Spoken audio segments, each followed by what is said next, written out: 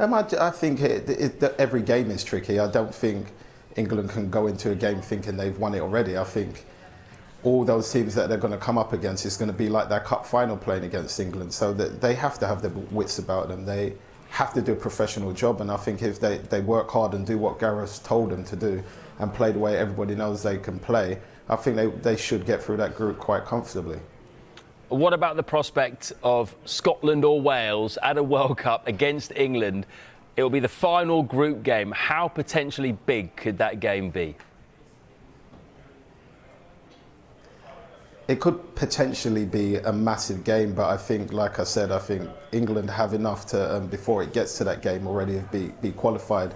And I think it's just a matter of them, like I said, they're always going to create chances with the attacking players that they have. It's just a matter of them taking it. I think if they take those chances, as big as that game will be, because they will want to win that to go through unbeaten, it'll be magnificent. But I still think we would have qualified before then. Shaun, I want to take you back to 2010 because you played in England's draw against the USA the last time they met in a World Cup, as England struggled to get out the group stage and then were knocked out in the first knockout round. What are your memories of that game against the USA? It was almost like it was the unknown.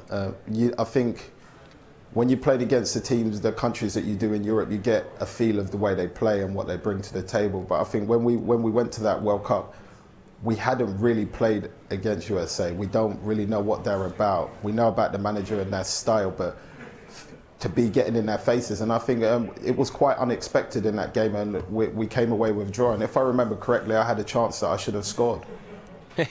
You never forget those, do you, even after you stop playing, I guess. Sticking with the USA, they've now got plenty of players at top European clubs, you know, the likes of Christian Pulisic, who's at Chelsea. Are they a bigger threat now than they were 12 years ago when you played them? I would honestly have to say yes, but I still think our country and our team, our manager and the fans, I think we have a bit too much for them in respects of that.